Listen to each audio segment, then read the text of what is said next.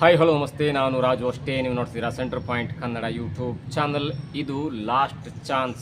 ಬಿಡದಿ ಪ್ರಾಜೆಕ್ಟನ್ನು ಹಳ್ಳ ಹಿಡಿಸಿದಂಥ ಪ್ರದೀಪ್ ಈಶ್ವರ್ಗೆ ನೇರ ಎಚ್ಚರಿಕೆ ಕೊಟ್ಟಂಥ ಡಿ.ಕೆ. ಶಿವಕುಮಾರ್. ಏನಿದು ಹೊಸ ಅಪ್ಡೇಟ್, ಇವೆಲ್ಲವನ್ನು ನೋಡೋಣ. ಅದಕ್ಕಿಂತ ಮೊದಲು ಇಲ್ಲಿ ತನಕ ನಮ್ಮ ಚಾನಲ್ನ ಸಬ್ಸ್ಕ್ರೈಬ್ ಮಾಡಿಲ್ಲ ಅಂದರೆ ಈಗಲೇ ಸಬ್ಸ್ಕ್ರೈಬ್ ಮಾಡಿ, ಜೊತೆಗೆ ಕಾಮೆಂಟ್ಗಳ ಮುಖಾಂತರ ತಮ್ಮ ಅಭಿಪ್ರಾಯವನ್ನು ತಿಳಿಸಬಹುದು. ಎಸ್ ವೀಕ್ಷಕರೇ, ಪ್ರದೀಪ್ ಈಶ್ವರ್ ಅಂದರೆ MLA ಪ್ರದೀಪ್ ಈಶ್ವರ್ ಅವರ ಮೇಲೆ JDS ಮತ್ತು BJPಯ ಕಾರ್ಯಕರ್ತರು ಚಪ್ಪಲಿ ಎಸೆದ ಪ್ರಕರಣದ ಹಿನ್ನೆಲೆಯಲ್ಲಿ ಮುಖ್ಯಮಂತ್ರಿ ಆಗಿರುವಂಥ ಡಿ.ಕೆ. ಶಿವಕುಮಾರ್ ಅವರು ನಿನ್ನೆ ರಾತ್ರಿ ಪ್ರದೀಪ್ ಈಶ್ವರ್ ಅವರಿಗೆ ಕರೆ ಮಾಡಿ ಒಂದು ಹಂತದ ಧೈರ್ಯವನ್ನು ತುಂಬಿದ್ರು. ಅದಾದ ನಂತರ ಸ್ವತಃ ಪ್ರದೀಪ್ ಈಶ್ವರ್ ಅವರು ಡಿ.ಕೆ. ಶಿವಕುಮಾರ್ ಅವರನ್ನ ಭೇಟಿಯಾಗಲಿಕ್ಕೆ ಡಿ.ಕೆ. ಶಿವಕುಮಾರ್ ಅವರ ಸದಾಶಿವನ ನಗರಕ್ಕೆ ಬಂದು ಕೆಲವು ಹೊತ್ತು ಮಾತುಕತೆಯನ್ನು ಆಡಿ ಮತ್ತೆ ವಾಪಸ್ ತೆರಳಿದ್ದಾರೆ. ಈ ಮಧ್ಯದಲ್ಲಿ ಡಿ.ಕೆ. ಶಿವಕುಮಾರ್ ಅವರು ಪ್ರದೀಪ್ ಈಶ್ವರ್ ಅವರಿಗೆ ಇನ್ನು ಮುಂದೆ ಇಂಥ ಘಟನೆಗೆ ಅವಕಾಶವನ್ನು ಮಾಡಿಕೊಡಬೇಡಿ, ಜೊತೆಗೆ ಸ್ವಲ್ಪ ಮಾತಿನಲ್ಲಿ ನಿಗಾ ಇರಲಿ, ಈ ಪ್ರಕರಣದಲ್ಲಿ ನಾವು ನಿಮ್ಮ ಜೊತೆಗೆ ಇರ್ತೇವೆ, ಯಾವುದೇ ಕಾರಣಕ್ಕೂ ಕೂಡ ಒಬ್ಬ ನಾಗರಿಕ ಒಬ್ಬ MLA ಮೇಲೆ ಚಪ್ಪಲಿ ಎಸೆಯುವಂಥ ಪ್ರಕರಣ ವಿರೋಧ ಪಕ್ಷಗಳು ಅದಕ್ಕೆ ಪ್ರಚೋದನೆಯನ್ನು ಕೊಡಬಾರ್ದು, ಸದ್ಯದ ಮಟ್ಟಿಗೆ ನಾವು ನಿಮ್ಮ ಜೊತೆಗೆ ಇರ್ತೇವೆ, ಇನ್ನು ಮುಂದೆ ಇಂಥ ಪ್ರಕರಣಗಳ ಮತ್ತೆ ಮರುಕಳಿಸಬಾರ್ದು, ಅವೆಲ್ಲವೂ ಕೂಡ ಪಕ್ಷಕ್ಕೆ ಹಾನಿಯಾಗತ್ತೆ ಮತ್ತು ಒಂದು ಹಂತಕ್ಕೆ ಹೊದ್ದು ಮಲ್ಕೊಂಡಿರುವಂಥ JDS ಮತ್ತು BJPಯನ್ನು ಮತ್ತೆ ಎದ್ದೇಳುವಂತೆ ಪುಟದೇಳುವಂತೆ ಪುಟದೇಳುವಂತೆ ಮಾಡ್ತೇನೆ ಅಂತ ನೇರ ಎಚ್ಚರಿಕೆಯನ್ನು ಕೊಟ್ಟು ಸದ್ಯದ ಮಟ್ಟಿಗೆ ಪ್ರದೀಪ್ ಈಶ್ವರ್ ಅವರನ್ನ ಮನೆಗೆ ಕಳಿಸಿದ್ದಾರೆ.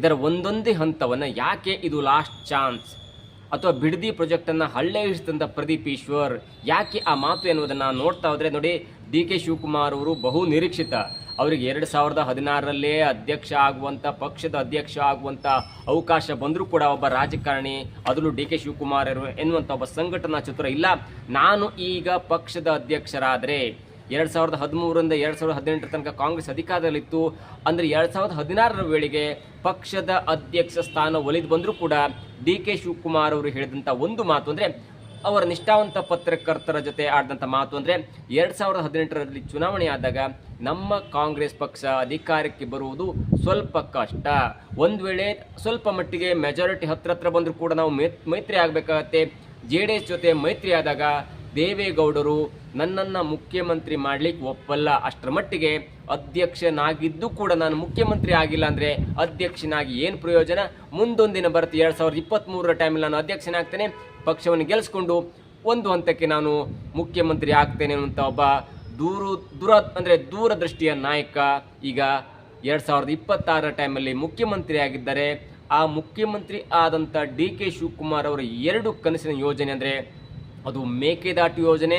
ಆದರೆ ಮೇಕೆದಾಟು ಯೋಜನೆ ಸ್ವಲ್ಪ ಮಟ್ಟಿಗೆ ಕೋರ್ಟ್ನಲ್ಲಿರೋದ್ರಿಂದ ಅಥವಾ ಎರಡು ರಾಜ್ಯದಲ್ಲಿನ ಒಂದು ಬಿರುಸಿನ ಚಟುವಟಿಕೆ, ಬಿರುಸಿನ ತಾರತಮ್ಯ, ಬಿರುಸಿನ ಜಗಳದಿಂದ ಇದೀಗ ಕೋರ್ಟ್ನಲ್ಲಿದೆ.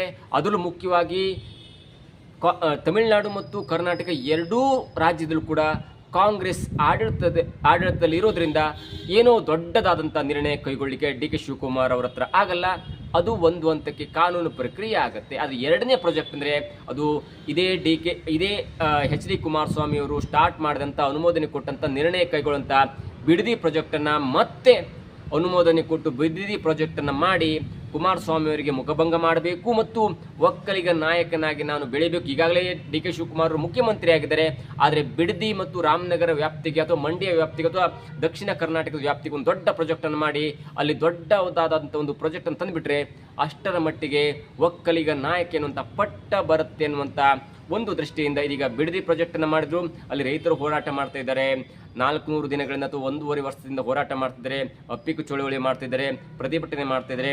ಕುಮಾರಸ್ವಾಮಿ, ನಿಖಿಲ್ ಕುಮಾರಸ್ವಾಮಿ ಅಥವಾ ಅವರ ಜೊತೆಗೆ BJP ಕೂಡ ಸಾಥ್ ಕೊಟ್ಟಿದೆ. ಒಂದು ಹಂತಕ್ಕೆ ಪತ್ರದ ವಾರ ಆಯಿತು. ಡಿ.ಕೆ. ಶಿವಕುಮಾರ್ ಅವರು ವಿಧಾನಸೌಧಕ್ಕೆ ಬಾ ಅಂದರು, ಕುಮಾರಸ್ವಾಮಿ ಅವರು ನಾನು ವಿಧಾನಸೌಧಕ್ಕೆ ಬರಲ್ಲ, ಬಿಡದಿಗೆ ಬನ್ನಿ ಅಂತ ಹೇಳಿದ್ರು. ಎಲ್ಲವೂ ಆಗ್ತಾ ಇರುವಾಗ ನೋಡಿ, ಪ್ರತಿಭಟನೆ ಹೋರಾಟ ಎಲ್ಲವೂ ಕೂಡ ಆಗ್ತಾನೆ ಇರುತ್ತೆ. ಅದು ಆದಾದ ನಂತರ ರೈತರ ಮನವೊಲಿಕೆ, ಸರ್ಕಾರದ ಪರ ಎಲ್ಲರೂ ಕೂಡ ಇರ್ತಾರೆ, ಯಾಕಂದ್ರೆ ಸರ್ಕಾರ ಇದ್ದ ಕಡೆ ನಾವು ಸ್ವಲ್ಪ ಬೆಂಬಲ ಆದರೆ ನಮಗೂ ಸ್ವಲ್ಪ ಒಳ್ಳೆಯದಾಗುತ್ತೆ ಅನ್ನೋ ಕಾರಣಕ್ಕಾಗಿ ರೈತರು ಕೂಡ ಸರ್ಕಾರದ ನಿರ್ಣಯಕ್ಕೆ ಬೆಂಬಲವನ್ನು ಕೊಡ್ತಾರೆ. ಒಂದು 2 ತಿಂಗಳು ಅದು ಮುಂದುವರಿಯುತ್ತೆ. ಆದರೆ ಈಗ ಡಿ.ಕೆ. ಶಿವಕುಮಾರ್ ಅವರ ಬುಡಕ್ಕೆ ಬಂದುಬಿಟ್ಟಿದೆ.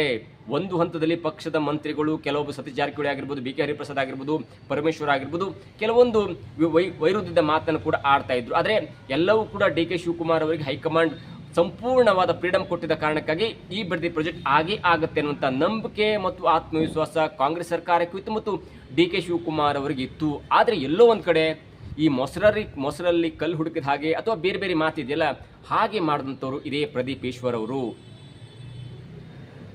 ಒಂದು ಕಡೆ ಕುಮಾರಸ್ವಾಮಿ ಅವರು ಹೋರಾಟ ಮಾಡ್ತಾರೆ, ಮತ್ತೊಂದು ಕಡೆ ಡಿ ಕೆ ಶಿವಕುಮಾರ್ ಅವರು ಅದನ್ನು ಡಿಪೆಂಡ್ ಮಾಡ್ಕೊಳ್ತಾರೆ, ಅಥವಾ ಡಿ ಕೆ ಶಿವಕುಮಾರ್ ಆಪ್ತಾರೆ ಅನಿಸಿಕೊಂಡಂತ, ಅಥವಾ ಈ ಎಚ್ ಡಿ ಕುಮಾರಸ್ವಾಮಿ ಅವರ ವಿರೋಧಿಗಳಾದಂಥ ಚಲುವರಸ್ವಾಮಿ, ಶಿವಗಂಗಾ ಬಸವರಾಜ್ ಆಗಿರ್ಬೋದು, ಮಾಗಡಿ ಬಾಲಕೃಷ್ಣ, ಹೀಗೆ ಅತ್ಯಾಪ್ತರು ಅದನ್ನು ಎಚ್ ಡಿ ಕುಮಾರಸ್ವಾಮಿ ವಿರುದ್ಧ ವಾಗ್ದಾಳಿಯನ್ನು ನಡೆಸ್ತಾ ಇದ್ರು. ಮತ್ತು ಅದಕ್ಕೆ ಒಂದು ತರನಾದಂಥ ಬೆಲೆ ಇರುತ್ತೆ. ಯಾಕಂದರೆ ಮಾಗಡಿ ಬಾಲಕೃಷ್ಣ, ಚಲುವರಸ್ವಾಮಿ, ರವಿ ಗಣಿಗ ಅಥವಾ ಬೇರೆ ಬೇರೆ ವ್ಯಕ್ತಿಗಳು ಕುಮಾರಸ್ವಾಮಿಯವರ ಒಂದು ಆತ್ಮೀಯರಾಗಿದ್ದಂಥವ್ರು, ಅದಾದಂಥ ದೂರ ಆದಂಥವ್ರು ಮತ್ತು ಅವರ ಬಗ್ಗೆ ಇವರಿಗೆ ಗೊತ್ತಿರೋದ್ರಿಂದ ಅವರ ಹೇಳಿಕೆಗೆ ಒಂದು ಬೆಲೆ ಇರುತ್ತೆ. ಅವರೇನಾದರೂ ಆರೋಪ ಮಾಡಿದ್ರೆ ಅದಕ್ಕೊಂದು ಗಟ್ಟಿತನ ಇರುತ್ತೆ. ಅದು ಎಲ್ಲೋ ದೂರದಿಂದ ಇದ್ದಂಥವ್ರು, ಮೊದಲ ಬಾರಿಗೆ MLA ಆಗಿದ್ದಂಥವ್ರು, ಒಂದು ಬಾರಿ ಕುಮಾರಸ್ವಾಮಿಯವರ ಬಗ್ಗೆ ಆರೋಪ ಮಾಡುವಾಗ ಸ್ವಲ್ಪ ಮಟ್ಟಿನ ಎಚ್ಚರಿಕೆ ಇರಬೇಕಿತ್ತು. ನೀವು ಆರೋಪ ಮಾಡುವಾಗ ಡಾಕ್ಯುಮೆಂಟ್ಸ್ ಇತ್ತ, ಯಾವುದಾದ್ರೂ ಒಂದು ಆಸ್ತಿ ಖರೀದಿ ಮಾಡಿದಾರೆ ಅಥವಾ ಏನಾದರೂ ಒಂದು ಡಾಕ್ಯುಮೆಂಟ್ಸ್ ಇಟ್ಕೊಂಡು ನೀವು ಆರೋಪ ಮಾಡಿದ್ರೆ ಸರಿಯಾಗ್ತಿತ್ತು. ಆದರೆ ನೀವು ಮಾಡಿದಂಥ ಆರೋಪ ಏನಿತ್ತಂದರೆ, ಕುಮಾರಸ್ವಾಮಿಯವ್ರ ಹತ್ರ 62 ವಾಚ್ ಇದೆ ಮತ್ತು ಅದನ್ನು ನಾನು ನೋಡಿದ್ದೇನೆ. ಒಂದೊಂದು ವಾಚಿನ ಬೆಲೆ 5 ರಿಂದ 6 ಲಕ್ಷ, ಒಟ್ಟಾರೆ ಕೂಡ 15 ರಿಂದ 20 ಕೋಟಿ ಆಗುತ್ತೆ. ಅಷ್ಟಕ್ಕೆ ಒಂದು ಹಂತಕ್ಕೆ ಓಕೆ ಅನ್ಬೋದಿತ್ತು. ಆದರೆ ಮುಂದುವರೆದು ಮಾತನಾಡ್ತೀರಿ ಯಾರ ಬಗ್ಗೆ? 2 ಬಾರಿ ರಾಜ್ಯದ ಮುಖ್ಯಮಂತ್ರಿ ಆದಂಥ ಕುಮಾರಸ್ವಾಮಿಯವರ ಬಗ್ಗೆ ಆಡುವಂಥ ಮಾತು. ಕುಮಾರಣ್ಣನ ಎಲ್ಲವೂ ಕೂಡ ಕಾಸ್ಟ್ಲಿ ಆಗಿದೆ, ಪಂಚೆ ಬಿಟ್ಟು. ಕುಮಾರಣ್ಣನ ಪಂಚೆ ಮಾತ್ರ ಸಿಂಪಲ್ ಆಗಿರುತ್ತೆ, ಮಿಕ್ಕಿದೆಲ್ಲವೂ ಕೂಡ ಕಾಸ್ಟ್ಲಿ ಆಗಿರುತ್ತೆ ಅನ್ನುವಂಥ ಮಾತು ಎಲ್ಲೋ ಒಂದು ಕಡೆ ಹಳಿ ತಪ್ಪಿತು. ನೋಡಿ, ಎಲ್ಲರೂ ಕೂಡ ಏನು ಬೇಕಾದ್ರೆ ಮಾತಾಡ್ಬೋದು. ಕಳ್ಳತನ ಮಾಡಿದ್ದೇನೆ, ದರೋಡೆ ಮಾಡಿದ್ದೇನೆ, ಆಸ್ತಿ ಸಂಪಾದನೆ ಮಾಡಿದ್ದೇನೆ, ಎಲ್ಲವೂ ಕೂಡ ಮಾತನಾಡಿ ಸಹಿಸ್ಕೊಳ್ತಾರೆ. ಆದರೆ ಪಂಚೆ ವಿಷಯಕ್ಕೆ ಬಂದಾಗ ಯಾರೂ ಕೂಡ ಸಹಿಸ್ಕೊಳ್ಳಲ್ಲ. ಒಂದು ಪಂಚೆ ವಿಷಯ 100 ಅರ್ಥವನ್ನು ಕೊಡುತ್ತೆ. ಹೀಗಾಗಿ JDSನ ಕಾರ್ಯಕರ್ತರು ರೊಚ್ಚಿಗೆದ್ದಿದ್ರು. ಅದರಲ್ಲೂ ಕುಮಾರಣ್ಣ ನೋಡಿ, ಕರ್ನಾಟಕದಲ್ಲಿ ಯಾರಿಗೆ ಎಷ್ಟು ಅಭಿಮಾನಿಗಳಿದ್ದಾರೋ ಬಿಡ್ತಾರೋ ಬೇರೆ ಪ್ರಶ್ನೆ. ಯಡಿಯೂರಪ್ಪನವರಿಗಿದ್ದಾರೆ, ಡಿ ಕೆ ಶಿವಕುಮಾರ್ ಅವರಿಗಿದ್ದಾರೆ, ಸಿದ್ದರಾಮಯ್ಯನವರಿಗಿದ್ದಾರೆ, ದೇವೇಗೌಡರಿಗಿದ್ದಾರೆ. ಆದರೆ ಕಟ್ಟರ್ ಅಭಿಮಾನಿಗಳಿದ್ದು ಕರ್ನಾಟಕದಲ್ಲಿ ಕುಮಾರಸ್ವಾಮಿ ಅವರಿಗೆ ಮಾತ್ರ. ಅದೇ ಒಂದೇ ರೀಜನ್ ಆಗಿರ್ಬೋದು, ಮಂಡ್ಯ, ಮೈಸೂರು ಆಗಿರ್ಬೋದು, ಹಾಸನ ಆಗಿರ್ಬೋದು, ಅಷ್ಟೇ ರೀಜನ್ನಲ್ಲಿ ಅಪ್ಪಟ ದೇವರಂತೆ ಕಾಣ್ತಾರೆ ಕುಮಾರಸ್ವಾಮಿ ಅವರನ್ನ. ಬೇರೆ ಬೇರೆ ವಿಚಾರ, ಮನಸ್ತಾಪ, ಬೇರೆ ಬೇರೆ ವಿಚಾರ ಎಲ್ರಿಗೂ ಇರುತ್ತೆ. ಆದರೆ ಮಂಡ್ಯ ಬೆಲ್ಟಿನ, ರಾಮನಗರ ಬೆಲ್ಟಿನ ಅಥವಾ ಹಾಸನ ಬೆಲ್ಟಿನ ಜನರು ಅಥವಾ ವ್ಯಕ್ತಿಗಳು ಕುಮಾರಸ್ವಾಮಿಯವರನ್ನ ಅಪ್ಪಟ ದೇವರಂತೆ ನಂಬ್ತಾರೆ. ಅಂಥ ದೇವರಂತೆ ನಂಬಿದಂಥ ಒಬ್ಬ ವ್ಯಕ್ತಿಯ ಪಂಚೆ ಬೇಗ ಮಾತಾಡೋದಿದೆಯಲ್ಲ, ಅದು ಒಂದು ಹಂತಕ್ಕೆ JDSನ ಕಾರ್ಯಕರ್ತರನ್ನ ಕೆರಳಿಸಿತು. ನೋಡಿ, ಚಿಕ್ಕಬಳ್ಳಾಪುರದಲ್ಲಿ ಆದಂಥ ಕೆಂಪೇಗೌಡ ಜಯಂತಿ ಎಂದು ಕನ್ನಡ ಭವನದಲ್ಲಿ ಆದಂಥ ಒಂದು ಕಾರ್ಯಕ್ರಮದಲ್ಲಿ ಅವರಿಗೆ ಚಪ್ಪಲಿ ಎಸುವಂಥ ಒಂದು ಕಾರ್ಯ ಆಯಿತು. ಅದು ಕೂಡ ಕೆಟ್ಟ ಕೆಲಸ. ಅದಾದ ನಂತರ ಆಡಿದಂಥ ಮಾತು ಖಬರ್ದಾರ್ ಅಂದರೆ ಎಚ್ಚರಿಕೆ. ಕುಮಾರಣ್ಣ, ನಿನ್ನ ಯಾವ ಬೆದರಿಕೆಗೂ ನಾನು ಹೆದರಲ್ಲ, ಬಾ ನನ್ನ ಜೊತೆ ನಿಂತ್ಕೋ. ಆ ಮಾತನ್ನು ನಾವು ಹೇಳಲಿಕ್ಕಾಗಲ್ಲ. ಅಷ್ಟು ಏಕವಚನದಲ್ಲಿ ಮಾತನಾಡಿಬಿಟ್ರು. ನೋಡಿ, ಚಪ್ಪಲಿ ಎಸ್ದಂಥವ್ರು ಯಾರು? ಅದಕ್ಕೆ ಕುಮಾರಸ್ವಾಮಿಯವರು ಸಪೋರ್ಟ್ ಮಾಡಿದ್ದಾರಾ ಅಥವಾ ಪಕ್ಷವಾಗಿ ನೀವು ಹೇಳ್ಬೋದಿತ್ತೆ ಹೊರತು ಕುಮಾರಣ್ಣ ಬಾ ನನ್ನ ಜೊತೆ ನಿಂತ್ಕೋ, ನಿನ್ನ ತಾಕತ್ತಿದ್ರೆ ದಮ್ಮಿದ್ರೆ ಬಾ ಇಲ್ಲಿ ನಿಂತ್ಕೋ ಅನ್ನುವಂಥ ಏಕವಚನ ಮಾತು ಎಲ್ಲೋ ಒಂದು ಕಡೆ ಪ್ರದೀಪ್ ಈಶ್ವರ್ ಅವರಿಗೆ ಹಾನಿಯಾಗುತ್ತೆ ಬೇರೆ ವಿಷಯ. ಆದರೆ ಕಾಂಗ್ರೆಸ್ಸನ್ನು ಮುಳುಗಿಸಲೇ ಬಿಡಬೇಕಂತ ಎನ್ನುವಂಥ ಒಂದು ಪ್ಲ್ಯಾನ್ ಇಟ್ಕೊಂಡಿದ್ದಾರಾ ಎನ್ನುವಂಥ ಗುಮಾನಿ ಅಥವಾ ಸಂಶಯ ಪ್ರತಿಯೊಬ್ಬರಿಗೂ ಬರೋದು ಸಹಜ. ಪ್ರದೀಪ್ ಈಶ್ವರ್ ಅವರ ಈ ಮಾತು JDSನವ್ರನ್ನ ರೊಚ್ಚಿಗೆಬ್ಸ್ತು. ನೋಡಿ, JDSನವರು BJP ಅವರು ಕಚ್ಚಾಡಿಕೊಂಡು ಮೈತ್ರಿ ಮಾಡ್ಕೋತಾರ ಎನ್ನುವಂಥ ಮಾತಿನ ನಡುವೆ ಎಲ್ಲೋ ಒಂದು ಕಡೆ ಬಿಡದಿ ಪ್ರಾಜೆಕ್ಟ್ ಕೂಡ ಕುಮಾರಸ್ವಾಮಿಯವರ ಕೈ ಹಿನ್ನಡೆ ಆಯಿತು ಮತ್ತು ಡಿ ಕೆ ಶಿವಕುಮಾರ್ ಬಿಡದಿ ಪ್ರಾಜೆಕ್ಟನ್ನು ಮಾಡ್ತಾರೆ ಅನ್ನುವಂಥ ಒಂದು ಗೆಲುವಿನ ಹಂತದಲ್ಲಿರುವಾಗ ಮತ್ತೆ ರೊಚ್ಚಿಗಿದ್ದಂಥ ಕುಮಾರಸ್ವಾಮಿ ನಾನು ಬಿಡದಿ ಪ್ರಾಜೆಕ್ಟನ್ನು ಬಿಡಲ್ಲ, ಏನೇ ಆಗಲಿ ಅನ್ನುವಂಥ ಹಂತಕ್ಕೆ ಬಂದು ಮುಟ್ಟಿದೆ. ಇದೀಗ ಡಿ ಕೆ ಶಿವಕುಮಾರ್ ಅವರಿಗೆ ಇದು ಮಗ್ಗಲ ಮುಳ್ಳಾಗಿದೆ.